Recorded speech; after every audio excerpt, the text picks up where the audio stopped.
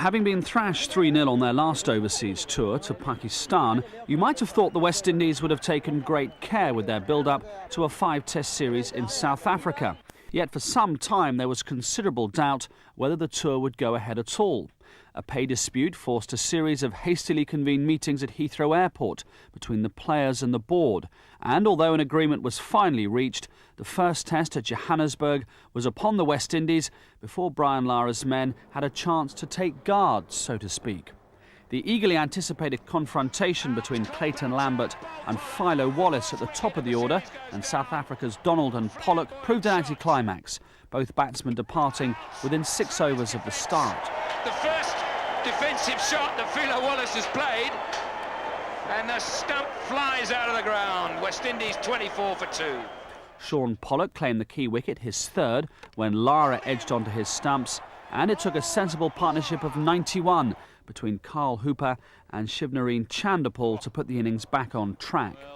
Hooper at one stage cut loose with 4 glorious fours in 5 balls off Alan Donald, and all this despite the inconvenience of a strained groin. Chanderpaul's innings was more of an occupation, but he still hit 10 fours in his 74. Way through mid-wicket, and I think he's timed it well enough for it to go to the boundary, indeed.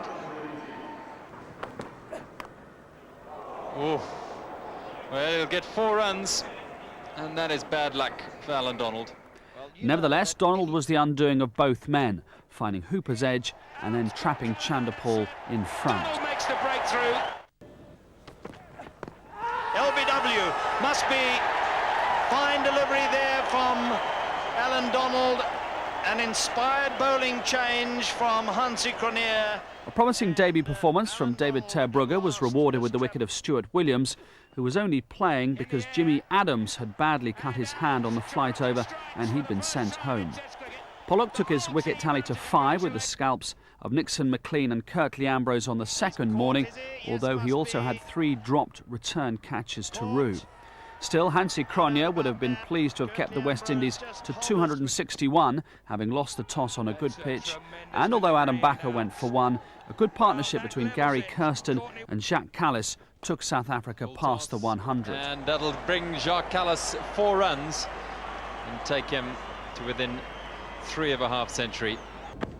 However, the second day's headlines belonged to Courtney Walsh.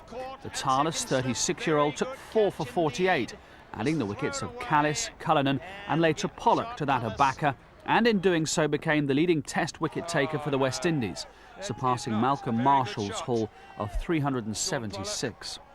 Although Cronje was an early casualty on the third morning for a patient 41, and Ridley Jacobs continued his good debut with a diving catch off Donald, South Africa was still able to claim a first innings lead of 7, thanks to a last-wicket partnership of 25 between Pat Simcox and ter Brugge. Yeah, in fact, they'll get 4. He's got that one away. And 4. Well. After a thunderstorm curtailed play on the third afternoon, South Africa moved into a strong position on the 4th morning. The plaudits again went to Pollock, who became the 4th quickest man to complete the double of 1,000 runs and 100 wickets in Test cricket. Lara's wicket, LBW to Donald for just 7, gave the bowlers added confidence, and the morning session saw 5 top-order wickets fall, with only 80 on the board. Oh, he goes. Oh, he's caught. Williams fell to ter Brugge again, and an uncharacteristically stodgy innings from Lambert was terminated by the wily Simcox. That's well bowled. And what's the decision? Oh, he doesn't have to give one. He's off and gone. I say it was well bowled, it was very well caught. Jacobs and Hooper responded to the crisis with a partnership of 68. Hooper coming in at 7 with a runner after missing the whole South African innings with his injury. There it goes. There is a man at deep mid-wicket, but there isn't a man at long on. Driven hard through the covers, 4. Magnificent stroke. But just when it looked like these two had negotiated the afternoon session without loss, both men fell on the same score. Hooper LBW to Kallis and Jacobs skying Simcox to mid-on for 42. Oh, rash shots, and he's got his man. Now, that was actually great cricket. Pollock returned to clean up as the last 3 West Indian wickets fell on 170.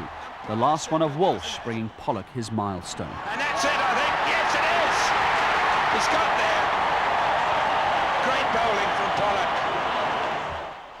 Chasing 164 on the last day was never going to be easy for South Africa, and no one is better at exploiting any nerves in a batting side than Walsh and Ambrose. After 10 overs, it was 14 for 2 and game on. Walsh strikes to back up Ambrose. Keen to banish memories of their epic defeat in Barbados in 1992, as well as the failed run chase in their last test at Headingley, a clear batting strategy was adopted.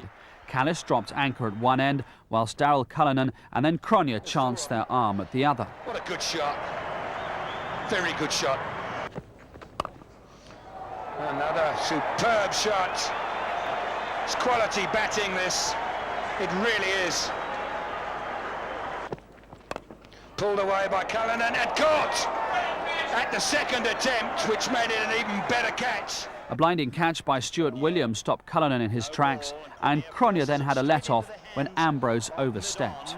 No ball, but things are just not going West Indies' way at the moment. A good catch taken by Philo Wallace. But the runs gradually came, cheered by a good last-day crowd, and despite the unpredictability of the wicket and some testing leg spin from Raul Lewis.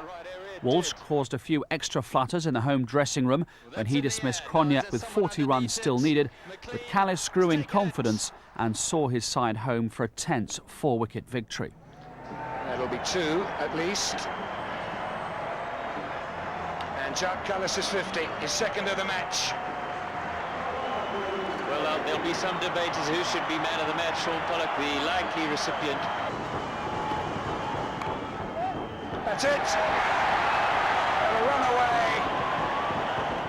It had been a closely contested test match dominated by the bowlers, and it was little surprise when Pollock was awarded the man of the match ahead of Callis for his 9 wickets at a cost of just 103. South Africa have completed a very, very good win early in this 5-match test series.